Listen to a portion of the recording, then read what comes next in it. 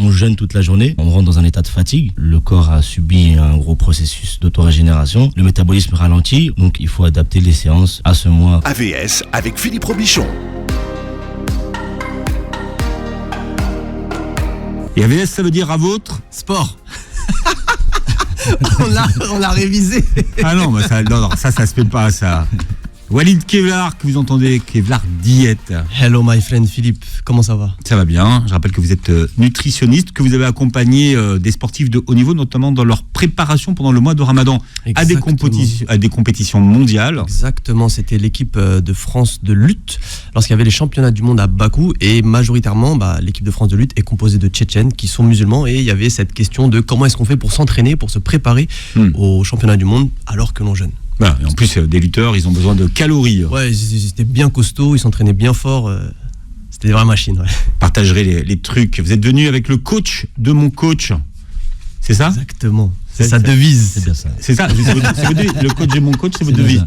Ouais, il s'appelle Abdel. On vous connaît sur les réseaux sur... Le nom de Faucon Training. Faucon Training, d'accord. Ça fait combien de temps que vous faites du sport? Maintenant, bientôt 12 ans. D'accord. Combien vous faites d'heures de sport pendant le mois du Ramadan? Je dépasse pas 4 séances par semaine. D'accord. Voilà, ça veut, ce qui est déjà costaud. Hein.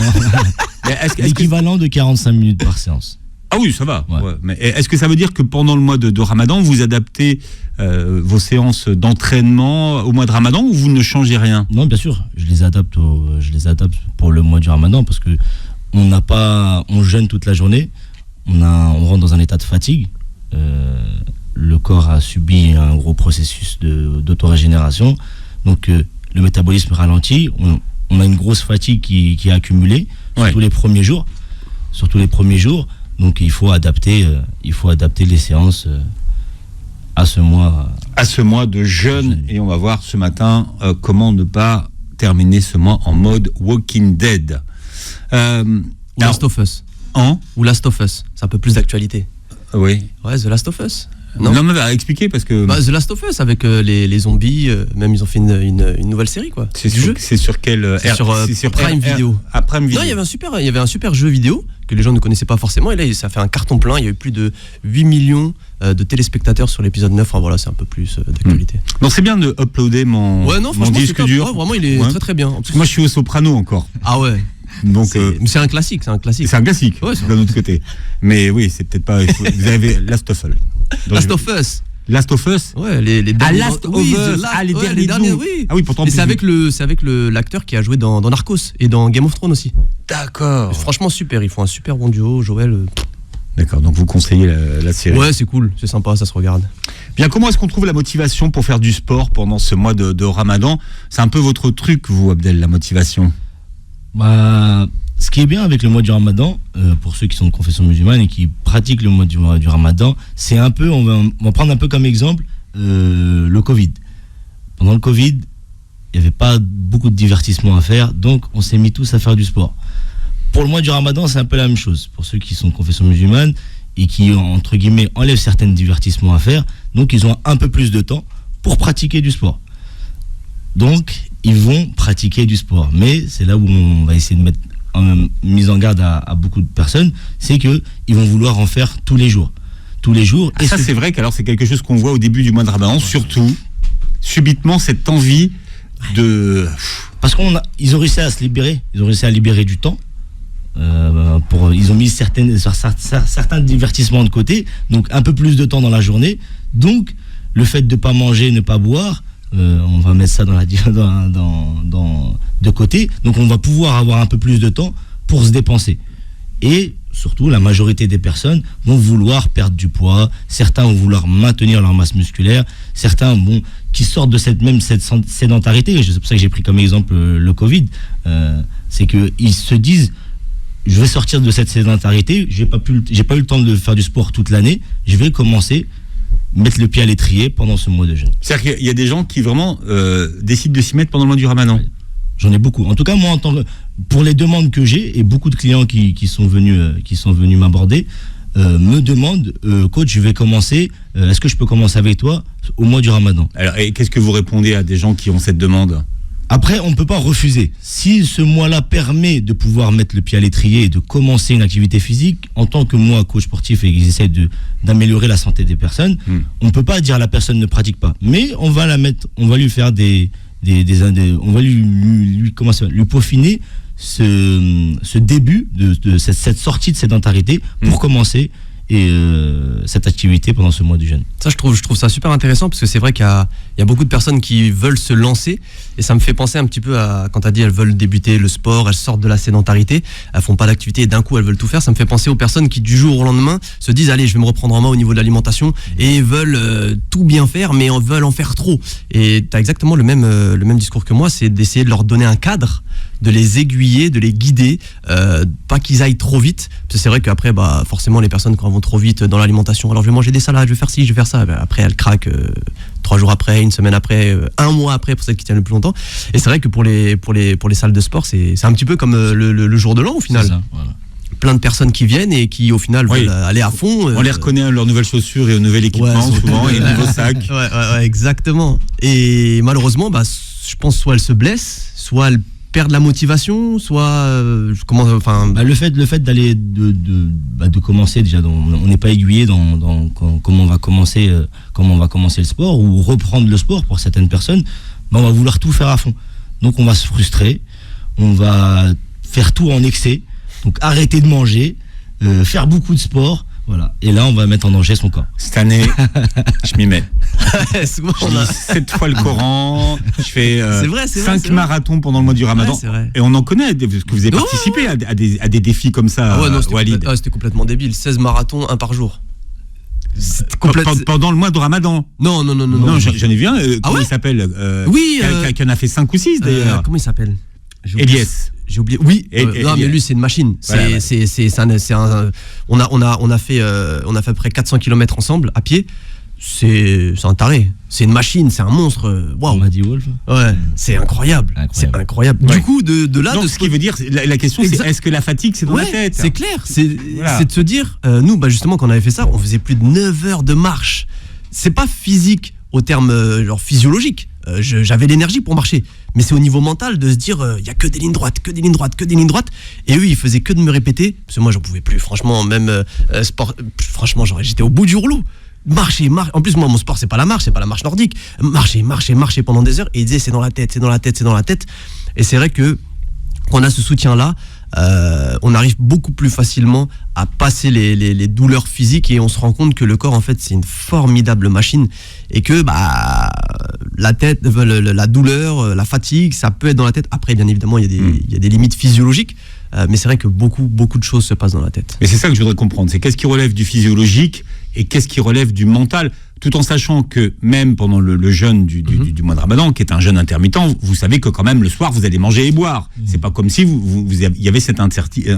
Non, alors physiologiquement, concrètement, durant le mois de Ramadan, j'ai envie de dire, on ne risque, s'il n'y a pas de pathologie particulière, etc., on ne risque rien. On ne va pas boire pendant 15 heures, on va boire après, on va pouvoir manger le soir. Le corps, lui, ce qu'il va faire, c'est qu'il va puiser dans nos réserves de glycogène. Donc le glycogène, c'est la source d'énergie, les glucides qu'on a dans notre foie ainsi que nos muscles. Après, ce qu'il va faire, c'est qu'il va puiser aussi dans notre graisse. Quand on n'aura plus trop et que ces réserves-là vont commencer à diminuer, on va activer ce qu'on appelle la cétogenèse. Donc c'est pareil, c'est à partir des acides gras. Donc on va créer des corps cétoniques. Et c'est d'ailleurs pour ça qu'on a cette haleine si particulière du jeûneur. En fait, les poney. Ouais, ils appellent ça de peau pourrie. Parce que les corps cétoniques, ça produit de l'acide, donc c'est pas très bon pour l'organisme, et c'est détoxifié, entre guillemets, par les poumons. Et donc par les poumons, et donc par la laine. Donc c'est physiologiquement impossible de sentir bon de la bouche, même si on se brosse les dents toutes les heures. Même la littérine, c'est de l'intérieur. Fraîcheur du santal, ça marche pas. C'est de l'intérieur. Et on se rend compte que des réserves de gras... J'avais trouvé en Indonésie littérine fraîcheur de siwak. Ça c'est du produit. Et pendant le mois du Ramadan, je peux dire que ça se vendait. Hein. Bah oui, surtout qu'ils font du tourisme. Il faut séduire le touriste. Bon, bref. Du coup, le corps a des réserves. Mis à part être très très sec, 3% de matière grasse, Personne, mis à part des athlètes, personne n'a ça. Donc on a nos réserves de graisse, surtout que l'on va manger. Par contre, là où ça peut devenir dangereux, et Abdel, toi tu pourras témoigner de ça, c'est que lorsqu'on va faire un effort physique, il y a plusieurs voies métaboliques qui se mettent en place. C'est-à-dire si on fait un effort physique, j'ai envie de dire modéré, admettons je vais aller courir mais vraiment léger, tranquille, ou de la marche haute, il n'y a pas grand risque. Par contre, si on va se mettre à faire des efforts intenses, type sprint, type même aussi musculation, on va mettre l'eau, on va vraiment faire une séance intense, là on va rentrer dans d'autres voies métaboliques et là ça peut être un petit peu plus dangereux parce que justement on n'aura pas l'énergie nécessaire et parce que, surtout si on le fait sur le long terme, l'énergie, on va la puiser à partir des muscles. Les muscles, ils vont prendre leurs protéines, ils vont les mettre, je fais vraiment schématiquement, je grossis le truc, ça va être dégradé en acides aminés qui, eux, vont faire des corps cétoniques aussi. Ils vont faciliter ça, ils vont participer aussi à la néoglucogénèse.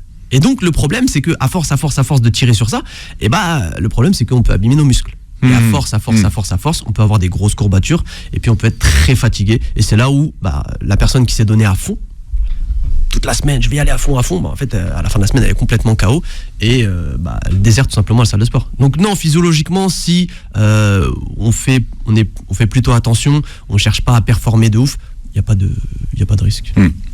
Abdel, vous connaissez des sportifs qui maintiennent exactement le même rythme pendant le mois du Ramadan ou quand même ils adaptent et ils font un peu moins? Moi qui ai fait beaucoup de sportifs de haut niveau, il y a certains sportifs qui maintiennent, entre guillemets, un certain pourcentage, on va dire 90% de leur planification d'entraînement qu'ils ont hors période Ramadan, qui vont la maintenir pendant le Ramadan. Mais vraiment, c'est parce qu'ils ont une échéance juste après le Ramadan. Il y a une compétition derrière, d'accord. Donc oui. S'il n'y a pas une compétition derrière, ou on va dire entre guillemets ce qu'on appelle le off-season, qui ne sont pas sur leur saison de compétition, automatiquement on va les faire entrer dans ce qu'on appelle le deload. Donc on va leur faire le deload, c'est ralentir en fait, c'est diviser par deux toute notre planification d'entraînement. Ça veut dire faire 50% de ce qu'on faisait à 100%.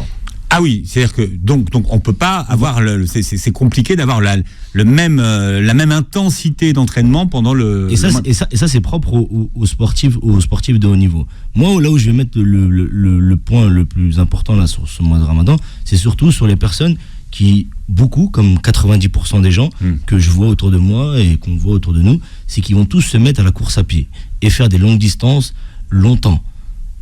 Et le problème, c'est qu'il y a beaucoup de retours, et moi j'en ai eu beaucoup, c'est qu'il y en a beaucoup qui vont rentrer dans une déshydratation. Et ça, c'est le gros problème de ce mois-ci. Adaptez votre pratique sportive pendant le mois de Ramadan. On en parle avec mes invités, avec Walid Kevlar Diète, qui est nutritionniste et qui est venu avec le coach de mon coach, et qui s'appelle Abdel. Vous le retrouvez sur les réseaux, c'est Faucon Training. C'est bien ça. C'est ça? My friend. Yes. Non, my friend. My friend. My friend. Il fait partie de la team My Friend. Moi, je le dis pas bien. My friend. Ah oui. Non, mais je sens qu'il y a quand même. L'Indonésie vous manque. Ils le disent pas comme ça quand même. Ça ressemble un Ils peu. disent Taman Saya. Sem, but. Ah oui, non, c'est but different. Bon, on parle de la pratique du sport. Est-ce que indoor et outdoor, c'est différent? C'est-à-dire que faire du sport en salle et du sport dehors, ça demande des stratégies différentes. Oui et non. Quand on va être en intérieur, on va être dans une salle un peu, on va dire, entre guillemets, climatisée. Tout dépend de la température de dehors. La température de dehors va pouvoir jouer. Je sais que ces dernières années, on a eu des grosses chaleurs. Là, c'était vraiment dangereux. Pas dangereux, mais fallait avoir certaines précautions pour pouvoir pratiquer du sport en extérieur, alors que les salles de sport étaient climatisées. Cette année, je pense qu'on va avoir des températures assez bonnes. Donc une pratique dehors, c'est sans danger. Si elle est bien faite. Evelyne Delia, pendant le mois de Ramadan, température modérée, tempérée. La question qui revient et auquel on assiste le plus souvent, c'est quel est le bon moment pour faire du sport? Et là, il y a toutes les écoles là. C'est ça. Il y a plein d'écoles, il y a plein d'études, il y a plein de. Et personne n'est d'accord. En fait, chaque organisme est différent. On va peut-être coller avec ceux qui aiment s'entraîner juste avant la coupure du soir, donc l'iftar. Certaines personnes vont avoir une meilleure sensation de leur activité physique, donc c'est le ressenti, on va dire entre guillemets pour ceux qui aiment la musculation, ils vont avoir une meilleure ressenti s'ils ont un peu le ventre, on va dire entre guillemets un peu plein, donc ils vont avoir leur réserve de glyco assez élevée. C'est vrai j'avais aussi des retours de sportifs, notamment aussi d'endurance, et qui disaient que lorsqu'ils étaient, ou même c'était des combattants, lorsqu'ils étaient à jeun, ils sentaient qu'ils avaient de meilleures performances. C'est vrai. Et c'est vrai que c'est revenu plusieurs fois. Au début, je me suis dit non. Et puis, au fur et à mesure des années, j'ai eu de plus en plus d'athlètes qui me faisaient ce retour-là. Et en fait, comme tu as dit, ça dépend des personnes. Il y a des personnes qui vont être beaucoup plus. Avoir de meilleures sensations, et peu importe le sport, à jeun. Et il y en a d'autres qui. Alors, quand on parle d'à jeun, on est à jeun au bout de combien d'heures? Une dizaine d'heures. Si on est à jeun de 4 heures, c'est pas à jeun, ça. Ouais, c'est pas à jeun. Donc là, on est en train de parler de l'entraînement de fin de journée. Fin de journée, après c'est un petit peu particulier parce que même si ça va être on va jeûner pendant 30 jours, même si on mange le soir, comme c'est 30 jours cumulés, on va avoir 15 heures dans la journée, et puis c'est après le jour 1, jour 2, jour 3, on va rentrer dans une phase un petit peu métabolique assez singulière. On n'est pas vraiment, par exemple si on fait on mange le matin, on va manger vers les coups de 5 heures, 5h30, même si on va s'entraîner vers les coups de 7 heures, on aura quand même cumulé peut-être 3, 4, 5, une semaine, 2 semaines, 3 semaines de jeûne. Donc l'état physiologique du corps, c'est pas exactement le même. On part pas comme si on avait pris le petit déjeuner à 5h du matin d'une journée classique. Donc il y a quand même ce cumul-là, on va rentrer en cétogenèse, donc c'est assez singulier. Alors donc il y a ceux qui s'entraînent donc le soir avant le tour, et puis il y a ceux qui s'entraînent le matin, alors soit avant le sahur, soit après. La vraie question, c'est l'hydratation. Est-ce que c'est un vrai ou un faux débat, la question d'hydratation? Moi, pour ma part, et après avoir voyagé dans plein de pays, dont le Canada, plein d'endroits où il y a plein d'études sportives qui sont mis en place, la déshydratation, elle est vraie pour les personnes qui ont une activité physique qui sort, qui ont, comment on peut appeler ça, qui sort du contexte de musculation. Donc beaucoup les gens qui vont aller faire du running, beaucoup de courses à pied, les personnes qui ont l'habitude de faire beaucoup du HIIT training, donc ils vont maintenir leur activité de HIIT training pendant le mois du Ramadan, ce qui est super dangereux. Pour ma part, c'est si on baisse pas l'intensité. Donc même si on a HIIT training, c'est pas la bonne idée pendant le mois du Ramadan. On peut le faire, mais à petite intensité. Ça veut dire, si on était habitué à faire, admettons, une grosse session d'HIIT training de 45 minutes, voire 50 minutes, on peut la baisser à 30 minutes. Pourquoi pas? Après, on voit les sensations. Comme j'ai dit, c'est vraiment propre à chacun. Mais il y a des symptômes qui ne trompent pas. Des symptômes de déshydratation, c'est que grosse migraine derrière, de chute de tension, on sent nauséeux le soir. Tout ça, c'est des signes de déshydratation. Moi, en tout cas, j'ai eu beaucoup de retours, même de sportifs de haut niveau, qui ont eu ces symptômes-là. Et entre guillemets, on a essayé d'adapter ces sessions-là. On a baissé, entre guillemets, le pourcentage d'intensité au niveau de l'entraînement. Et c'est ce qui s'est passé. Pareil pour ceux qui font des longues distances. Donc toutes les personnes qui aiment sortir, comme il y a ces 2 dernières années qui étaient super dangereux. Je voyais beaucoup de gens sur le canal aller courir pendant 1 heure avec des vêtements, caouet de sudation. Après, on voit 2-3 jours après, on les voit plus, ces personnes-là, parce que sous prétexte que ça permet de renforcer ton métabolisme, en fait, tu vois. Tu habitues ton corps à brûler plus, et donc finalement tu augmenterais tes performances. C'était ce que on a toujours eu il y a toujours eu je sais pas si c'est un mythe, Walid va nous le dire, mais c'est que tout le monde se dit, si je fais du cardio à jeun, je vais perdre le plus possible. Ah, ça c'est une excellente question. C'est une excellente question, ça, et je m'étais bien renseigné là-dessus parce qu'il y avait énormément de divergences. Et en fait, surtout qui préparaient le marathon à une époque, à qui on disait d'aller s'entraîner le matin à 5h à jeun. Exactement. Alors il y a 2 choses qu'il faut prendre en compte. C'est pour les athlètes de haut niveau, oui, ils vont s'entraîner en hypoxie par exemple, à la montagne, il n'y a pas beaucoup d'oxygène, etc. Mais entre guillemets, vraiment, monsieur, madame, tout le monde, ça veut dire la majorité des Français, et je m'inclus moi dedans, si on n'est pas athlète de haut niveau, c'est pas notre profession, faut pas se dire ouais, je vais me consommer moins, machin. Il y a aucun intérêt là-dedans parce qu'on n'a pas d'échéance, on va se faire du mal. Par contre, la question de se dire est-ce que s'entraîner à jeun, ça va permettre de cramer plus de gras. Et bah oui, il y a des études qui ont montré que le corps puise davantage dans la masse grasse. Ça, c'est normal, ok, d'accord. Sauf qu'il y a d'autres études qui ont montré que lorsqu'on va s'entraîner à jeun le matin, je vais cramer plus de gras. Ok, d'accord. Sauf que après, le corps, lui, va s'auto-réguler dans la journée. Ce qui veut dire que, vraiment, je sors des chiffres, c'est juste pour avoir un ordre d'idée.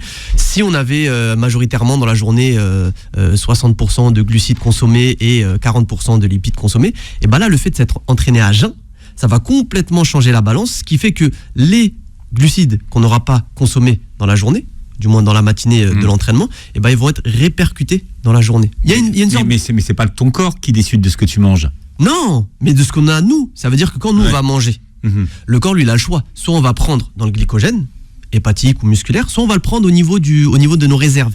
Et lorsqu'on va s'entraîner à jeun, au lieu de prendre aussi dans le glycogène, et ben il aura plus tendance à prendre dans le tissu adipeux, dans la graisse. Pourquoi ? Pour auto-réguler. C'est une question d'autorégulation. Et ça, cette question, en fait, elle est malheureusement, elle n'est pas assez bien traitée. Ce qui fait que les personnes qui veulent vendre des programmes d'entraînement à jeun, des machins ou des produits ou des cacahuètes de sudation, ils vont mettre en avant le fait, oui, entraînez-vous à jeun, regardez, vous allez perdre plus de poids, vous allez consommer plus de gras. Ça, c'est vrai. Sauf que le corps, quand on va faire ce type d'entraînement-là, eh ben, ce qu'il va faire, c'est que dans la journée, son substrat d'énergie principal, ça va être le glucide. Quand on s'entraîne avant le tour, est-ce que ça ouvre l'appétit ? Et est-ce que on a tendance à plus manger parce que justement on s'est entraîné avant ? Ou pas ? Abdel ? Bon, pour ma part, non. Non, ça change rien. Bah, j'ai la réponse physiologique, mais en même temps, il y a la réponse, j'ai envie de dire, pratique du terrain. Physiologiquement, après l'entraînement, c'est le seul moment où on n'a pas faim. Ça coupe-faim. Ça paraît bizarre, mais c'est comme ça. Il y a ce qu'on appelle la fenêtre anabolique. Donc là, il y a plein d'hormones qui ont été mis en jeu, etc. Et donc le corps, lui, est prêt à recevoir la nourriture et donc se met en état métabolique pour tout récupérer, etc. Mais on n'a pas faim, on n'a pas cette sensation de faim. Et c'est, je dirais même, le seul moment où il faut se forcer à manger après le sport. Pas manger n'importe quoi, bien évidemment, des protéines maigres, etc., etc. Mais après, il y a la réalité du terrain. La personne qui va se dire ouais, je veux courir, je veux machin, bah ouais, en plus elle jeûne, elle a peut-être jeûné pendant 15 jours, ah ouais, je vais manger davantage. Donc physiologiquement, normalement, ça nous ouvre pas plus l'appétit. Par contre, la réalité du terrain, c'est tout autre. C'est ça. Abdel, non ? C'est ce que vous constatez en salle ? En salle, c'est ce que je constate. Il y a plein de gens qui pratiquent du sport, mais en fait, c'est la plupart des gens qui sont dans les salles, ils arrivent à s'autoprogrammer, on va pas se mentir. Ce qui est bien maintenant, c'est que vu avec l'accès avec tout ce qui est réseau, internet, les gens viennent pas faire du sport pour faire du sport. La plupart des gens qui sont dans les salles de sport maintenant, ils essayent de se programmer quelque chose, c'est-à-dire qu'ils viennent, ils pratiquent leur sport. Donc c'est comme là, ces dernières années, on a vu cette montée de consommation des compléments alimentaires. Il y a 10 ans en arrière, même si les salles étaient aussi bondées, on ne voyait pas autant de gens consommer des protéines. C'était tabou. Parler de compléments alimentaires, c'était parler de dopage à l'époque. Alors, qu'est-ce qui est un complément alimentaire et qu'est-ce qui n'en est pas ? Parce que moi, je vois quand même des poudres à base de protéines. Est-ce que ça, c'est un complément alimentaire ou pas ? En fait, tout ce qui va complémentarité notre alimentation, ce qu'on a du mal à consommer, si je me trompe, hein, ce qu'on a du mal à consommer dans la journée, par exemple, on a un pourcentage de glucides à prendre, un pourcentage de protéines. Si on a, avec nos repas de la journée, on n'a pas pu consommer cette quantité-là de protéines, eh ben, on va essayer de complémentarité avec des compléments alimentaires. Mais ne pas négliger la nourriture. Parce que les gens ne veulent pas perdre de masse pendant le mois du Ramadan. Ça, c'est quelque chose qui revient et qu'on entend. Ouais, c'est vrai. Ouais. Mais alors que c'est faux. On va peut-être... il y a même certaines études qui ont prouvé que si on fait stratégiquement sa programmation d'entraînement pendant ce mois du Ramadan, on va pas aller puiser dans son tissu musculaire.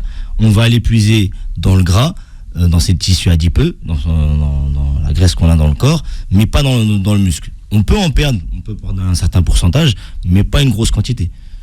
Et ce qu'on va récupérer juste une semaine après l'Aïd. Voilà, adaptez votre pratique sportive pendant le mois de Ramadan, si vous avez une pratique sportive régulière ou si vous démarrez une pratique sportive pendant le mois de Ramadan. Nous avons Kevlar Diet qui est avec nous, Walid, et puis Abdel Faucon qui est avec nous également, Faucon Training. C'est pas ça. Voilà, bien. On parle de l'entraînement. Il y a beaucoup de mythes pendant ce mois de Ramadan parce que tout le monde veut bien faire. Au début, tout le monde a plein d'énergie et après est rattrapé par la réalité pendant ce mois de Ramadan. Est-ce que le corps récupère de la même façon pendant le mois du jeûne ou pas du tout? Non, ça n'a rien à voir. Le jeûne, surtout ce jeûne-là de mois de Ramadan, où on ne boit pas, où on ne mange pas pendant une quinzaine d'heures, c'est physiologiquement très différent. Sachant que il y a les personnes qui vont moins dormir, le sommeil, ça joue énormément dans le processus de récupération. On mange pas forcément des bons aliments, il y a beaucoup de fritures, etc. Donc la digestion dure plus longtemps, donc on n'absorbe pas forcément mieux les nutriments. Il y a aussi malheureusement tous les plats transformés, les cubes bouillon, le glutamate de sodium, les additifs qui vont modifier notre flore intestinale. Donc on va pas récupérer de la même manière. On va pas récupérer de la même manière et j'ai envie de dire heureusement parce que le corps lui va prioriser les organes et les sites vers lesquels lui il va récupérer. Donc non, on récupère pas de la même manière. Alors comment est-ce que vous gérez la question de l'hydratation? Alors d'abord on boit quoi? De l'eau. Principalement de l'eau. Moi, ce que j'aime bien faire, parce que normalement dans les conseils hygiéno-diététiques, on rentre l'hydratation, on compte aussi les infusions, on compte les soupes, etc. Moi, j'aime bien dissocier les deux, comme ça on est clair dans notre tête. Le conseil que moi je donne aux personnes, c'est de prendre une bouteille, soit une bouteille de 2 litres, soit une bouteille de 1,5 litre, de la remplir et de se dire cette bouteille-là, quoi qu'il arrive, il faut que je la boive avant demain. Et s'il y a des soupes, s'il y a des infusions, etc., c'est du bonus. Mais l'hydratation, vraiment plus. Si on va s'entraîner, on va perdre davantage, comme on avait dit, d'électrolytes. L'électrolyte, c'est calcium, magnésium, etc. C'est aussi du sodium, et c'est pour ça que quand on transpire, des fois, on a les yeux, la transpiration qui nous brûle les yeux. Parce que c'est le sel qu'on a dedans. Exact. Et du coup, si on perd ces électrolytes-là, il faut impérativement les apporter. Et la technique pour pouvoir les apporter sans pour autant se ruer vers les compléments alimentaires, parce que là, clairement, les industriels ils vont se faire plaisir. Tenez, des pastilles d'électrolytes, des machins. C'est devenu un business pendant le mois du Ramadan. Bien évidemment, c'est comme pendant le mois de Noël, les chocolats. Bah là, c'est la même chose. Compléments alimentaires, prenez ci, prenez ça, machin. C'est bien, mais on n'en a pas forcément besoin. Un complément alimentaire, comme son nom l'indique, ça sert à compléter l'alimentation. Ce qu'on trouve a priori normalement dans complètement dans il y a un seul complément qui peut être intéressant pour les sportifs qui souhaitent maintenir leur masse musculaire ou pour les personnes qui ont peu d'appétit mais qu'il faut quand même qu'elles mangent, ça va être la caséine. La caséine, c'est une protéine à diffusion lente. Ça, c'est très intéressant et les études elles ont montré que ça a un réel impact. Mis à part ça, le reste, j'ai envie de dire entre guillemets, c'est gadget. Les pilules de curcuma, de machin, c'est gadget. Si on veut le prendre, tant mieux, ça peut faire du bien, mais c'est pas indispensable du tout. Et donc les eaux, Oui. Les eaux magnésiennes, Courmayeur, Contrex, les eaux pourquoi pas gazeuses aussi. Alors après attention aux personnes si elles ont du mal ou pas à le digérer parce que ça peut créer des rots, etc. Mais l'intérêt c'est qu'on va avoir du bicarbonate, ça va tamponner l'acidité, ça va faciliter la digestion, il va y avoir du magnésium, du calcium en plus grande quantité et c'est ces électrolytes là qu'il faut qu'on récupère via l'hydratation. Mais elles sont pas plus salées ces eaux justement qui pétillent avec des bulles? Et la chose qu'il faut savoir c'est que ce que l'on va retrouver dedans, ça va être propre à chacun, ça c'est vrai. Plus on perd en eau, c'est-à-dire si on transpire, on a une grosse activité. On parle de sportifs, mais on oublie trop souvent les personnes aussi qui ont un travail physique. Je parle des personnes qui sont manutentionnaires ou autres, mais aussi les infirmières, les aides-soignantes. Pourquoi? Elles portent des patients, elles marchent. Si elles mettent un podomètre ou la montre elles font des kilomètres et des kilomètres. C'est physique. Toutes les personnes qui ont un travail physique vont avoir des besoins en hydratation. Oui, il y a des personnes qui font du sport sans dire bien au sûr, sport. Bien sûr. On les oublie trop souvent. Les personnes qui font le ménage, par exemple, et qui toute la journée tirent un aspirateur, un machin, montent les escaliers, c'est physique. Passe le balai, etc. C'est donc physique. Plus salé ou pas les eaux Alors, ce qu'il faut savoir, c'est que dedans, ce qu'on va retrouver, c'est du sodium ainsi que du bicarbonate. Le sodium, c'est différent du sel. Sel, c'est chlorure de sodium. Tandis que ce qu'on va retrouver, c'est sodium et bicarbonate. Les deux vont se coupler, ce qui va donner du bicarbonate de sodium, et c'est différent du chlorure de sodium. Donc ça, c'est ce qu'il faut savoir. Après, bien évidemment, si on a des soucis au niveau des reins, si on a des soucis au niveau de la tension, la meilleure des choses, c'est de demander conseil à son médecin qui, lui, pourra conseiller, oui, celle-ci, elle est bien pour vous, non, celle-là, il faudra éviter. Alors, on l'a entendu tout à l'heure, Abdel, vous disiez qu'il fallait faire un planning. Il y a des planeurs du Ramadan un petit peu partout. C'est ça, il y a des programmes spécifiques au mois de Ramadan maintenant? Ouais, on le voit à travers les réseaux. Il y a beaucoup de coachs sportifs, beaucoup de personnes qui essayent de vendre des programmes adapté aux personnes qui vont jeûner. Après, En ligne, tout le monde a son coach sportif maintenant dans sa poche. Hein. non, on appelle ça du e-coach. Il est branché. Ouais, on va pas se mentir. Ah ouais, toi, t'es e-coach, toi ou pas? Ça m'arrive de faire du e-coach à distance de temps en temps, mais avec des Mais sportifs vous êtes vraiment là, c'est pas. Non, pas je suis là, c'est à travers. D'accord. À travers Et vous avez plusieurs personnes plateforme de vidéo. en même temps qui. Non, par contre, je fais pas de cours collectifs comme ça. Et ça s'est fait. Ça a même pris de l'ampleur et ça a même démarché certaines personnes pendant le Covid. Cette manière de faire des cours collectifs à travers un coach pas virtuel, mais qui est de l'autre côté de son téléphone. Bah, c'est bien d'avoir son coach en plus Bien sûr. maintenant. Ouais, non, c'est génial. C'est génial. Sportif dans la Moi, poche. je conseille toujours. Après, c'est de trouver le bon coach. C'est ça. Mais c'est comme pour tout, franchement. Pourquoi, si on peut et qu'on a financièrement les moyens et qu'on peut se le permettre, pourquoi se priver Non, d'avoir un mais professionnel bien sûr. Après, on voit. Moi, je peux comprendre, c'est parce qu'on voit tellement de choses. Faut pas oublier, on est le pays en Europe qui manque le plus de coachs. On a l'impression d'en voir partout, Alors que mais on manque de 35% de coachs sportifs en France. c'est comme les médecins. C'est vrai qu'ils sont presque tous. On manque de médecins. Non, c'est vrai, Non, c'est vrai. non, c'est vrai. Au niveau, je l'ai même vu sur une étude. Je dis les coachs sportifs sont mieux payés que les médecins. Je voudrais pas dire Que les médecins les médecins, oui, Non non conventionnés. Oui. Walid Mekedem qui nous accompagne, qui fait partie des médecins. Mais il faut dire qu'aujourd'hui un coach sportif. Non, c'est vrai, Non, bien sûr. Mais Bien pensez sûr. à ça, pensez à ça. Bien sûr. C'est une réalité. Abdel, vous prenez combien d'heures? Allez, Voilà, Abdel, mon pas de- avocat n'est pas là. on ne ment pas pendant le mois, pas de rétention d'informations pendant le mois de Ramadan. Non mais il faut penser à ça. Bien sûr. Bien sûr. On rigole, mais c'est vrai. La vérité, Bien sûr. c'est que. La vie est devenue très chère. Mais moi, la question que ça me pose pour les coachs virtuels, vous faites beaucoup d'exercices, vous, qui font intervenir par exemple le dos, enfin certains muscles qu'il faut surveiller. Moi, je me dis toujours que s'il n'y a pas un coach qui vérifie ma position, je vais me déplacer un truc ou je vais faire une position mal, par exemple. En fait, c'est ce que je reproche aussi plein de fois à des gens que je vois moi presque au quotidien à la salle, c'est que qui suit des programmes entre guillemets, des programmes Tout fait déjà, Ouais. qui sont pour monsieur et madame tout le monde, mais qui n'ont pas cette contre-indication par la suite. Par exemple, quand moi je fais des programmes, je dis bien à la personne que c'est adapté à monsieur et madame tout le monde, mais si on a des problèmes ou des pathologies ou le médecin ou quoi que ce soit, à éviter. Donc par exemple, moi ce que je reproche à certaines personnes, c'est qu'ils ont pas étudié la prophylaxie de la personne. Donc la prophylaxie, c'est la posture qu'on a pendant l'exercice. Voilà, c'est cette manière-là, on peut pas l'avoir parce que la personne, on l'a pas en face de nous. On lui a peut-être vendu un programme, mais c'est pour ça. Il faut dire ce qui est. On a vendu ce programme-là, mais la personne, on ne sait pas s'il y a une pathologie. C'est pour ça qu'il faut bien stipuler dans ces programmes et dire si on a des pathologies ou des problèmes. La dernière fois, je l'ai vu, j'ai vu par exemple une fille qui était en train de faire du squat très lourd et que à chaque fois qu'elle descendait et qu'elle faisait son squat, elle avait très très mal au dos. Quand je lui ai demandé pourquoi tu fais ce programme-là, elle avait acheté un programme de haltérophile.